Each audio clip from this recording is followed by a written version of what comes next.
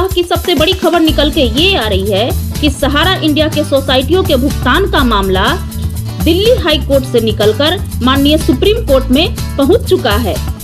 बता दें कि यूनियन ऑफ इंडिया के द्वारा दिल्ली हाई कोर्ट में ट्रांसफर पिटीशन देकर इस मामले को सुप्रीम कोर्ट में पहुंचाया गया है, जो कि 22 फरवरी 2023 को इस मामले को सुनवाई के लिए रजिस्टर्ड कर लिया गया है और आगे आने वाले दिनों में माननीय सुप्रीम कोर्ट के द्वारा सुनवाई की डेट की घोषणा की जाएगी।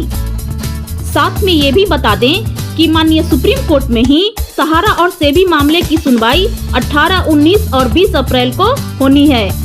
सहारा से भुगतान में हो रहे देर के कारण ग्वालियर के 5 निवेशकों के द्वारा 40 लाख के भुगतान का मामला माननीय सुप्रीम कोर्ट में ही दर्ज कराया गया है, जिसकी सुनवाई की डेट माननीय कोर्ट के द्वारा 17 मार्च 2023 को तय की गई है। भुगतान में हो रहे विलंब के कारण परेशान जमाकर्ताओं के द्वारा लगातार राज्यों के हाई कोर्ट में मामले दर्ज करवाए जा रहे हैं। इसी क्रम में पटना में एक लोकहित याचिका की सुनवाई करते हुए माननीय कोर्ट के द्वारा अगली सुनवाई का डेट 14 मार्च को दिया गया है।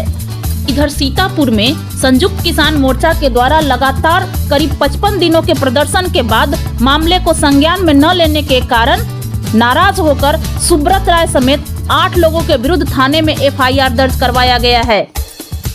इधर दूसरी तरफ सहारा के विरुद्ध भुगतान की लड़ाई लड़ रहे संगठनों में एक संगठन ऑल इंडिया जन आंदोलन संघर्ष न्याय मोर्चा के द्वारा बिहार के राजगीर में एक महत्वपूर्ण बैठक किया गया, जिसमें देश के कोने कोने से जमाकर्ताओं एवं कार्यकर्ताओं ने भाग लिया और भुगतान की लड़ाई को तेज करने की शपथ ली। उनके द्वारा भुगतान क्रांति का भी नारा दिया गया है। एक और संगठन जो मदन लाल आजाद जी के नेतृत्व में कार्यरत है, उनके द्वारा भी 14 मार्च को विधानसभा का घेराव करने की घोषणा करते हुए लोगों से सड़कों पर उतरने की अपील की गई है।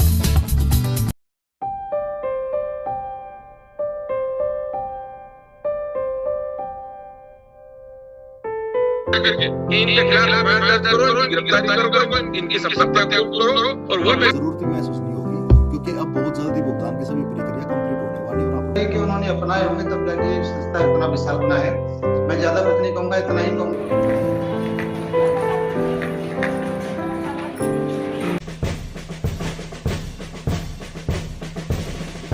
Hello everyone, welcome in my channel Saumya for Sahara. Sahara के सोसाइटियों के भुगतान का मामला अभी हाल ही में माननीय दिल्ली हाई कोर्ट से ट्रांसफर कराकर यूनियन ऑफ इंडिया के द्वारा माननीय सुप्रीम कोर्ट में ले जाया गया और वहां पे 22 फरवरी 2023 को इस मामले को रजिस्टर्ड भी कर लिया गया है और आने वाले दिनों में सुनवाई की डेट भी देखने को मिलेगी। हालांकि ये एक राहत भरी खबर है, फिर भी सहारा के जमाकर्ताओं के बीच इस खबर के बाद एक मतभेद की स्थिति उत्पन्न हो गई है। कुछ लोगों का कहना है कि अब सुनवाई में तेजी आएगी और इस मामले का निपटारा 2023 में ही हो जाएगा। ये अधिकांश लोगों का मत है कि 2023 में ही इस मामले का निपटारा हो जाएगा, लेकिन वहीं पर बहुत सारे लोगों का ये भी कहना है कि माननीय सुप्रीम कोर्ट में पहले से जो मामले चल रहे हैं, सहारा वर्सेस सेबी, जिसका निपटारा 11 सालों में नहीं हुआ, तो इस नए मामले सहारा वर्सेस CRC का निपटारा इतना जल्दी कैसे हो जाएगा, इस पे संशय बरकरार है। सहारा से भी मामले का जो फैसला 2012 में हो चुका और अभी तक उस फैसले को माननीय कोर्ट के द्वारा पालन नहीं करवाया गया है। न सहारा इंडिया ने उसको फॉलो किया है और न इसके लिए माननीय कोर्ट के द्वारा कोई दबाव बनाया जा रहा है या कोई प्रक्रिया अपनाई जा रही है ताकि इस मामले को रफा दफा किया जा सके। इस मामले का निपटारा कैसे होगा? इस मामले का निपटारा कैसे होगा? सहारा इंडिया या तो बाकी रकम जमा करे या तो माननीय कोर्ट इस रकम को जमा करवाने के लिए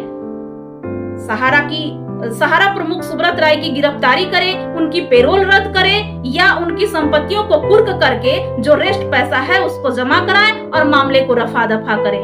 लेकिन हर बार माननीय कोर्ट जो है इसमें राहत देते हुए नजर आ रही है और डेट पे डेट ही मिलता जा रहा है। लेकिन अब जो माननीय कोर्ट का स्टेटमेंट आया है कि डिले को कम किया जाएगा और सुनवाई में तेजी लाई जाएगी।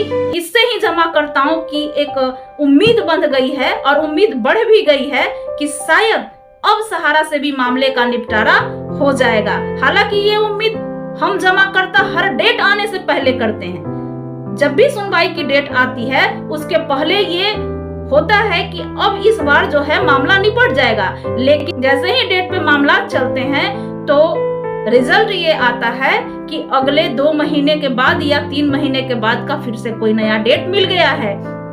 तो इसीलिए पिछले इतिहास को देखते हुए जमाकर्ताओं में एक दुविधा की स्थिति हो गई है। इसीलिए उन्होंने कहा है कि माननीय सुप्रीम कोर्ट के द्वारा निपटे हुए मामले को निपटारा करवाने में 11 साल का समय लग गया और अभी तक नहीं हुआ है।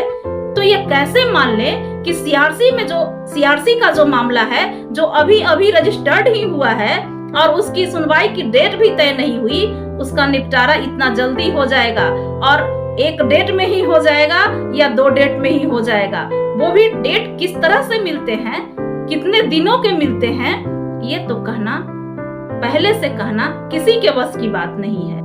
आइए अब जानते हैं कि गवर्नमेंट के नजर में सहारा का मुद्दा कितना गंभीर है। बीजेपी के प्रतिष्ठित पद पर कार्यरत एक व्यक्ति ने नाम न बताने की शर्त पर ये बताया है, ये कहा है कि सहारा इंडिया का जो मामला है, मुद्दा है, वो बीजेपी के आला कमानों के बीच चर्चा का विषय बना हुआ है।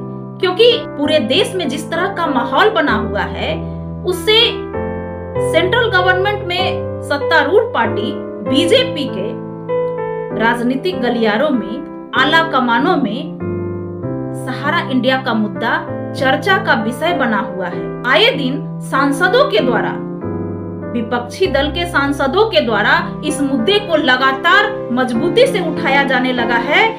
इसको लेकर के ये मामला बहुत गंभीर होते जा रहे हैं।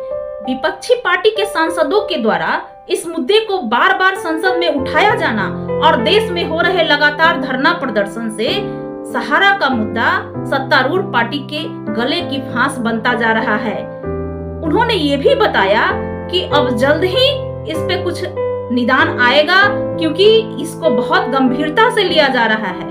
इतिहास गवाह रहा है कि जनता के ज्वलंत मुद्दे पर, जैसे महंगाई का मुद्दा हो गया या कोई घोटाले का मुद्दा हो गया या कोई और भी ऐसा मुद्दा हो गया, उस पे सरकार गिरती रही है या बनती रही है। अभी मध्य प्रदेश के वीरेंद्र कुमार सोलंकी जी के द्वारा भी ये स्टेटमेंट दिया गया था कि अभी ये अनुकूल समय है सरकार पे दबाव बनाने का और हमें इस समय का उपयोग करना चाहिए। इनके खिलाफ दर्ज करो, गिरफ्तारी करो, इनकी संपत्तियां कुर्क करो और वो पैसा हमारे निवेश को तो जाओ। यदि नहीं सरकार करो तो जगह कभी हम सफल हो पाएंगे। इसके अलावा दूसरा कोई रास्ता नहीं। लोग हाथ पर हाथ मेरे ज्यादा लोग बैठे हैं, वो समझते हैं कि आज नहीं तो कल ये जो लड़ाई लग रही है ये बदौलत कोई फायदा नहीं जाएगा। इस कारण से लड़ाई कमजोर हो रही है। अगर सारे लोग एक साथ सरकारों पर दबाव बनाए, यहाँ ये जो तंत्र है ये लोग से डरता है, जनतंत्र है, ये जो जनता है इससे तंत्र डरता है। तो जनता जब तक इस तंत्र को डराने के लिए नहीं निकलेगी तब तक ये तंत्र डरने वाला नहीं है। तो इसलिए कानूनी लड़ाई वो तो चाहते हैं कि हम सब लीगल लड़ाइयाँ लड़ते रहे, वो अपने वकील करने का सुब्रत राय वो तो हर साल 100-200-500 करोड़ खर्च कर लेगा तो भी वो 3 लाख 4 लाख करोड़ उसको खाने के लिए कोई बुरा नहीं है। लेकिन अगर इस सरकार को पिछले 2023 में विधानसभा चुनाव है, असेंबली इलेक्शन और पार्लियामेंट इलेक्शन 2024 में, तो इस समय प्रेशर बनाने के लिए सबसे अनुकूल समय है। सेबी के द्वारा एक साइट जारी किया गया है www.ascot.gov.in। इस साइट पर लॉगिन करके Sahara India real estate and housing investment के तहत जिन जमाकर्ताओं के पास सर्टिफिकेट अगर बचे हुए हैं तो इस साइट पे लॉगिन करके वो कंप्लेन दर्ज करा सकते हैं। एक सवाल निकल के आ रहा है, वो बराबर जमाकर्ताओं के द्वारा पूछा जाता है कि क्या कोऑपरेटिव सोसाइटी में जो जमा है, क्यू शॉप में जो जमा है या अदर स्कीम में जो जमा है उसका भी कंप्लेन सेबी में किया जा सकता है? तो नहीं, Sahara housing investment and real estate के अंतर्गत जो भी बचे खुचे बॉन्ड जमाकर्ता के पास हैं उन्हीं का कंप्लेन वहां लिया जाएगा, उन्हीं की सुनवाई होगी। इसके अलावा किसी और स्कीम की बात वहां पे अभी नहीं है। चर्चा का विषय बना हुआ है कि सेबी के पास जो सहारा का पैसा जमा है उससे सहारा के जमाकर्ताओं का, चाहे वो अदर्स कंपनीज के हों, सोसाइटी के हों या क्यूसॉप के हों, उनका भुगतान कर दिया जाना चाहिए, क्योंकि वो पैसा सहारा का ही है और ये जमाकर्ता सहारा के ही हैं। तो जब अब इस परिस्थिति में सरकार से राहत फंड की मांग भी की जा रही है, तो लोकहित में ये मत जायज लगता है। बात अगर कानूनी प्रक्रिया की करें तो सहारा को ये साबित करना होगा, सहारा को ये माननीय कोर्ट में साबित करना होगा कि ये पैसा जो है वो सोसाइटियों का है, क्यूसॉप का है या मेरे अदर कंपनीज का है। जब तक वो साबित नहीं करती तब तक उस फंड से सहारा के अदर कंपनीज के जमाकर्ताओं का भुगतान संभव नहीं दिख रहा है।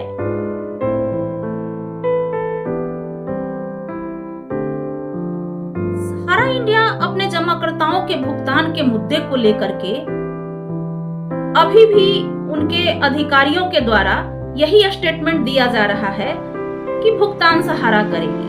ये तो उनका पुराना स्टेटमेंट है जिसको वो दोहरा रहे हैं। हालांकि सहारा प्रमुख के द्वारा पिछले लगभग 2 वर्षों से कोई स्टेटमेंट नहीं आया, ना ही प्रिंट मीडिया में, ना ही इलेक्ट्रॉनिक मीडिया में, ना ही सोशल मीडिया में कहीं कोई स्टेटमेंट उनके द्वारा नहीं दिया गया है। लेकिन उनके अधिकारियों के द्वारा ये दबी जुबान में कहा जा रहा है कि भुगतान सहारा करेगी और बहुत जल्द करेगी। कुछ लोगों के द्वारा तो डेट भी बताया जा रहा है कि अप्रैल में भुगतान करेगी। हालांकि ये डेट सुनवाई का डेट है माननीय सुप्रीम कोर्ट में, ना कि भुगतान का डेट है। जरूरत महसूस नहीं होगी, क्योंकि अब बहुत जल्दी भुगतान की सभी प्रक्रिया कंप्लीट होने वाली है और आप लोगों को भुगतान होने वाला है। हमेशा संस्था के ऊपर भरोसा रखें और सबसे ज्यादा भरोसा रखें माननीय सारस्वती जी के ऊपर, क्योंकि उन्होंने इतनी बड़ी संस्था को अगर इतना विशाल बनाया है तो उसके पीछे कितनी विशाल सोच होगी, कितने तौर तरीके उन्होंने अपनाए होंगे, तब जाके ये संस्था इतना विशाल बना है। मैं ज्यादा कुछ नहीं कहूंगा, इतना ही कहूंगा कि आप इतना वक्त गुजार दिया है, थोड़ा सा समय और बाकी है। तो सहारा कभी नाटक नहीं किया, ना कभी नाटक। आज भी बोल दे सबका पेमेंट स्कीम जो थे उस समय का, खुद ऑल स्कीम का पेमेंट उस समय से करके आ रहे हैं। अगर ये इंटेंशन सहारा इंडिया के अंदर होता, ये इंटेंशन कलेक्शन करो और भाग जाओ, तो सहारा आज 45 साल कदम नहीं रख पाता। ऐसा नहीं है। सब अकाउंट का payment, word of the account, word of the scheme, सबका पेमेंट। बिना सिर पैर की बातें सहारा के अधिकारियों के द्वारा हमेशा से किया जाता रहा है और आज भी किया जा रहा है। और ये कैसे माना जाए कि अभी जस्ट सीआरसी का मामला तो माननीय सुप्रीम कोर्ट में पहुंचा ही है और अभी भुगतान कैसे हो जाएगा। उनकी ये बातें सुनना और मानना खुद पे अन्याय करने जैसा है। ज्यों-ज्यों सहारा का भुगतान टलता जा रहा है, उस हिसाब से संगठन दिन पर दिन प्रखर अंदाज में नजर आ रहा है। आए दिन सहारा के खिलाफ भुगतान की लड़ाई को तेज करते हुए नजर आ रहा है। अभी हाल ही में इस लड़ाई को तेज करने के लिए बिहार के राजगीर में ऑल इंडिया संघर्ष न्याय मोर्चा के द्वारा एक बहुत बड़ी मीटिंग का आयोजन किया गया। उसमें देश के कोने कोने से, चाहे वो मध्य प्रदेश हो, उत्तर प्रदेश हो, झारखंड हो, तेलंगाना हो, बिहार हो, देश के कोने कोने से जमाकर्ताओं एवं कार्यकर्ताओं ने उस मीटिंग में शिरकत किया और शपथ लिया कि भुगतान की लड़ाई को तेज किया जाएगा। ना सिर्फ शपथ लिया बल्कि एक बहुत बड़ी रणनीति बनाई गई कि सहारा से भुगतान लेने में कारगर जो तरीके हैं वो कानूनी प्रक्रिया और आंदोलन दोनों को साथ में लेकर चला जाएगा। और उसके लिए सिर्फ उन्होंने बातें ही नहीं की बल्कि एक ठोस रणनीति भी बनाई है। संगठन को सहारा के जमाकर्ताओं को भुगतान करवाने में आंशिक सफलता भी मिली है। मध्य प्रदेश के जावरा में जो भुगतान हुआ, माननीय वीरेंद्र सोलंकी जी के नेतृत्व में, वो इस संगठन के प्रदेश अध्यक्ष भी हैं। इसके अलावा अभी हाल ही में सहकारिता मंत्रालय के द्वारा बोकारो के विधायक माननीय बिरंजी नारायण जी के पत्र के जवाब में एक पत्र जारी किया गया, जिसमें 375 करोड़ के भुगतान की भी बात की गई है और कहा गया है कि 1,22,000 दावों का निपटारा जो है कि बहुत जल्द ही किया जाएगा। तो ये जो सफलता मिली है, ये संगठन के प्रयास से ही मिली। एक और संगठन जो मदन लाल जी के नेतृत्व में चल रहा है, वो सहारा एवं उन अन्य कंपनियों से भुगतान कराने को लेकर के उनका भी प्रक्रिया जो है आए दिन तेज होता दिख रहा है। 14 मार्च को विधानसभा का घेराव और लोगों से भुगतान के लिए सड़कों पर आने की अपील करना और लगातार उनके द्वारा इसके लिए प्रयास भी किया जा रहा है और दिनों दिन तेज प्रयास किया जा रहा है। भुगतान का जो मामला है वो 2 स्टेप आगे बढ़ चुका है, चाहे माननीय सुप्रीम कोर्ट में मामले का दर्ज हो जाना हो या सहारा से भुगतान करवाने में आंशिक सफलता जो मिली है, उसको देखते हुए ये कहा जा सकता है कि भुगतान का मामला 2 स्टेप आगे बढ़ा है। अब मेरे द्वारा दी गई जानकारी से अगर भुगतान के नजदीक जाता हुआ रास्ता दिखता है या कुछ क्लियरेंस मिलता है, तो मेरे चैनल को ज्यादा से ज्यादा सब्सक्राइब करें, वीडियो को शेयर करें और हाँ, लाइक करना तो बिल्कुल ना भूलें। धन्यवाद।